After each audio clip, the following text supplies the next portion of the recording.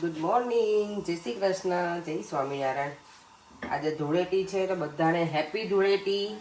અને I hope કે બધાની ધૂળેટી સરસ જ ગઈ હશે, કારણ કે આવતીકાલે તમારો વિડીયો જોશો ત્યારે તો ધૂળેટી પૂરી થઈ ગઈ હશે અને બહુ બધા કલરથી રમ્યા પણ હશે। અમે પણ રમી લીધું, અમે હોળીના દિવસે રમી લીધું હતું એટલે। અને અત્યારે જો સવારમાં છે ને સીટીઓ વાગે છે મારે ઘરમાં। પરફેક્ટ ટાઈમિંગ જો દેવમ માટે સ્કૂલનું લંચ બને છે, વેજીટેબલ રાઈસ બનાવું છું અને અમારા માટે જો ભીંડાનું શાક બનાવવાનું છે ને, તો ભીંડાનું શાક ઇવનિંગમાં તમે કેમ નતું ખાવું સાંજે? મને ખાવ હા એટલે તો બનાવું છું બેટા ઇવનિંગમાં। બધું રેડી કરીને જાઉં ને તો ઇવનિંગમાં પછી બહુ વાંધો ના આવે। અને ભીંડાનું શાક છે ને મારું ઝટપટ બને ને એવું કુકરમાં બનાવવાની છું હું, તો હું તમને રેસીપી પણ ફૂલ આપી દઉં, કારણ કે ઘણા બધા નવા વ્યુઅર્સ હોય તો એમને પણ ઈઝી પડે ભીંડાનું શાક બનાવવામાં। ચૂપ ચૂપ, હા બસ કોણ ચૂપ કરી દે? કુકરનું હવે થઈ જ ગયો હશે બેટા। એ ના ના ના, છીક કેમ ખાઈ દઉં? ચાલો તો ફટાફટી કરી લઉં, પછી મળીએ આપણે। ભીંડાનું ભરેલું શાક બનાવવા જો મેં મસાલામાં છે ને આટલી વસ્તુ લઈ લીધી છે। સિંગદાણાનો ભૂકો, પછી લસણની ચટણી છે, ધાણા જીરું, હળદર, મીઠું, ગરમ મસાલો અને લીલા ધાણા, એ બધું મિક્સ કરી આમાં થોડું ઓઇલ યુઝ કરીશ અને પછી થોડું એવું લીંબુ બસ। અને મેં ભીંડાને છે ને જો આવી રીતે ધોઈ લૂછી અને પછી વચ્ચે પેલું કટ કરી અને બે ભાગમાં આવી રીતે મેં કટોલા કરી નાખ્યા છે। એટલે આને હું ભરવા નહીં બેસું હવે, અને ભીંડાનું શાક બનાવીશું કુકરમાં।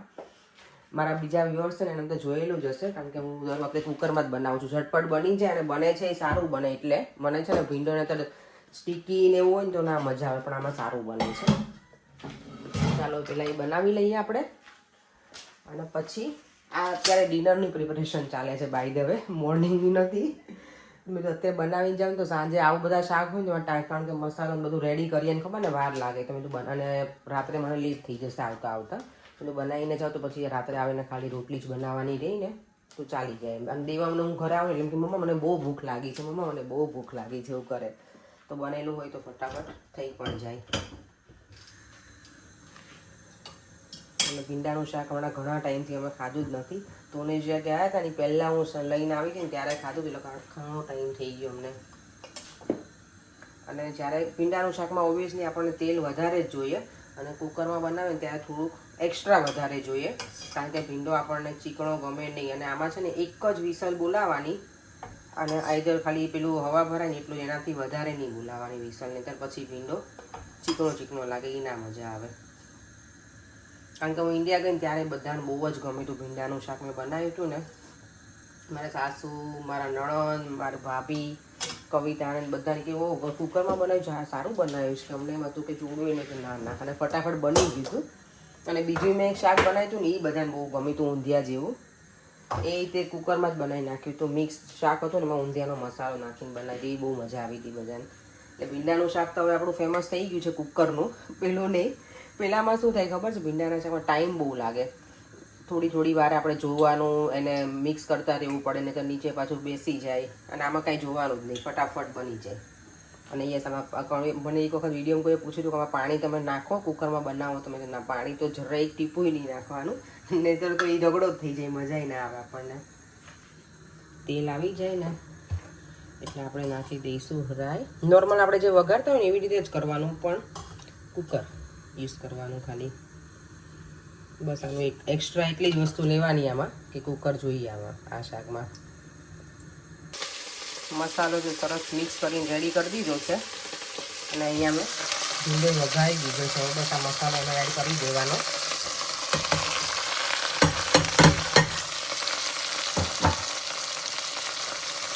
કરી લઈશું મિક્સ બધું,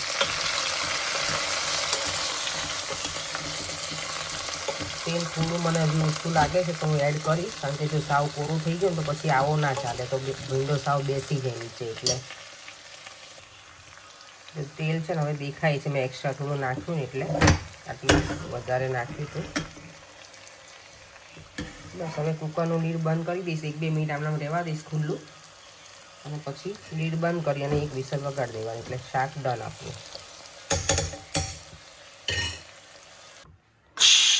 હજી છે હવા ભરેલી થોડી, મેં ઓપન કરવા ગઈ પણ મને એમ હતું પછી જો એકદમ સરસ બની ગયું છે, અને જરાય ચીકણું ના હોય, આ મસ્ત બને.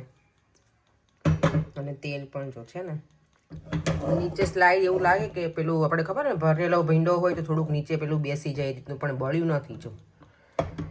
બસ એટલે આપણું ભીંડાનું મસાલા ભીંડાનું શાક રેડી. હવે સાંજે આવીને ખાલી રોટલી બનાવી નાખશું, છાશ, એટલે આપણું ડિનર ડન. ચાલો હવે આપણું લંચનું કંઈક કરી લઈએ, પેક કરી લઈએ ડબ્બો. મેં વેજીટેબલ રાઈસ બનાવ્યા હતા ને દેવમને, તો મારું ઈજ છે આજે લંચ. ખાઈ લઈશું, લઈ લઈશું, જમી લઈશું પછી. અને જોડે વિચાર કરું છું ખારી સિંગ લઈને જાઉં. ફ્રી બેઠા હોય ત્યારે એવું થાય કે ખાવું છે તો એવું કંઈક હોય તો મજા આવે. આજના કાનાજીના દર્શન. કાનાજીને જો મેં છે ને ગુલાલથી જોડી રમાડ્યા છે અત્યારે તો રેડી થઈ ગયા છીએ. હવે જઈએ આપણા કામ ઉપર. આજે તો ફોગી વેધર જ છે સવારથી. દેવમ સવાર ગયો ને ત્યાં તો મને કે મમ્મા બહુ જ ફોગી છે, એટલે કંઈ દેખાતું જ નથી. ત્યાં તો ઓકે છે, જો કે વાંધો નહીં આવે, ઠંડી લાગે છે. એવરી ડે છે ને વેધર એટલું ચેન્જ થાય છે ને, અત્યારે ફૂલ ઠંડી લાગે જ મને. તો એક પ્લેટફોર્મ ઉપર ટ્રેન આવી ગઈ છે આ બાજુની, મારી બાજુની હજી બાકી છે, એટલે વેઇટ કરીશું.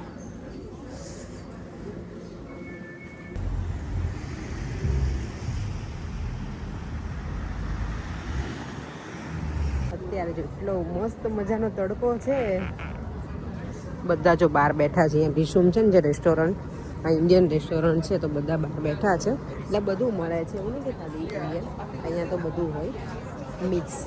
અને આંખો જો પેલી થઈ જાય છે, આખી આમ નમી જાય છે, એટલું સ્ટ્રોંગ છે. સુરત દાદા સીધા સામે જ આવે છે ને એટલે. પણ સારું છે, સવારમાં એટલી ઠંડી હતી, હું અહીંયા સલૂન ઉપર પહોંચીને તો મારા આ બધા ચીક્સની તો એકદમ રેડ થઈ ગઈ હતી.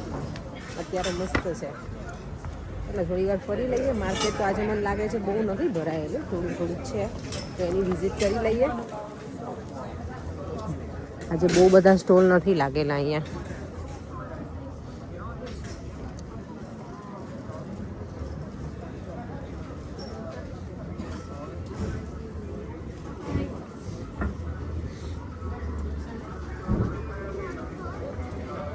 અહીંયા જો આ શોપમાં છે ને ઓલવેઝ સ્ટાફ વોન્ટેડ હોય છે, પણ અહીંયા કેવું 20 અવર્સ હોય ને, તો એ જે પણ આવે ને કામ ઉપર 4 કલાક બોલાવે, એટલે બિચારા કોઈને પોસાય નહીં. 4 કલાક તો કેવી રીતે આવો ટ્રાવેલિંગ દૂરથી કરતા હોય તો ટ્રાવેલિંગમાં જ 10-12 પાઉન્ડ તો જતા રહે.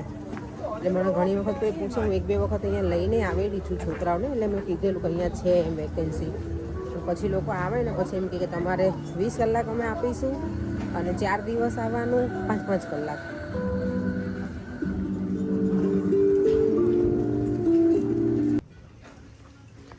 મસ્ત છે જો આ ટોયસ, નાના બધા છોકરાઓના.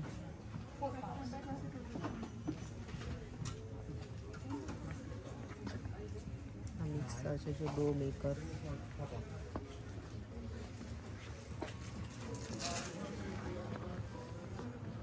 અહીંયા જો આખું ઈસ્ટરનું છે બધું જ, ઈસ્ટર એગ.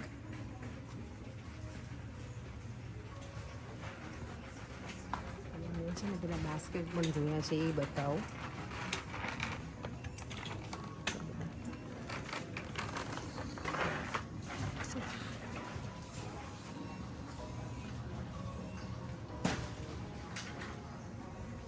અહીંયા આખું ઈસ્ટરનું ડેકોરેશનનું બધું જ છે. આ કેટલા મસ્ત બાસ્કેટ, કલરફુલ એટલા મસ્ત છે ને, બધા કલર છે. આ રીતનું મારી ઘરે એક છે આવું.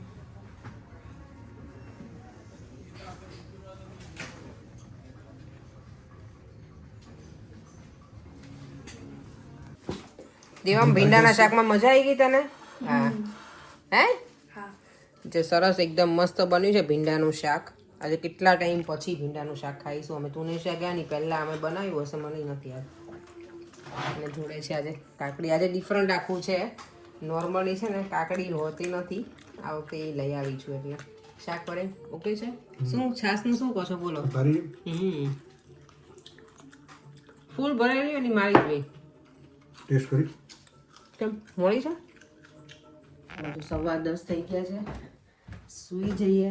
નીચે બેઠા હતા હું ને પરે. દેવામ તો ક્યારનો સૂઈ ગયો છે. ભીંડાનું શાક ખાઈને મજા આવી ગઈ. મને કંઈક ગળ્યું ખાવાની એટલી બધી ઈચ્છા થઈ છે ને, પણ ગળ્યું ખજૂર સિવાય કાંઈ ઘરમાં છે નહીં. મને કંઈક બનાવવો પડશે ગળ્યું હવે એવું લાગે છે. હું ગળકુડી છું, મને ગળી વસ્તુ બહુ ભાવે એટલે જોઈએ હવે કાલે ટાઈમ મળશે તો કાલે તો એકાદ દિવસ કંઈક બનાવીએ તો મજા આવે ગળ્યું. હું અત્યારે વિચારી પેલા કે દહીં વડાનું પલાળું કે દહીં વડા બનાવવું, પણ હવે ખબર નહીં. દહીં વડા હું ઘરે ક્યારેય પલાળી નથી બનાવ્યા. ટ્રાય કરીશું. અડદની દાળ અને મગની દાળ પલાળીને કરાય. નોર્મલી છે ને અડદની દાળ અને રાઈસ નહીં બનાવીએ. આપણે જે ઢોસાનું બેટર હોય ને એનું ઉલટું લઈ લેવાનું. ધારો કે 3 વાટકી ચોખાની જગ્યાએ 3 વાટકી અડદની દાળ અને 1 વાટકી ચોખા, એવી રીતે હું ટ્રાય કરીશ, બનાવીશ. સારા બનશે તો તમને કહીશ. જોઈએ કાલે હવે ટાઈમ કઈ રીતનું છે એ પ્રમાણે પલાળીશ તો પછી રાત્રે હું બનાવી શકું. ચાલો એની મેં વિડીયોને એન્ડ કરી દઈએ. ફરીથી મળીશું કાલે નવા વિડીયો સાથે. Bye bye. જય શ્રી કૃષ્ણ. જય સ્વામિનારાયણ.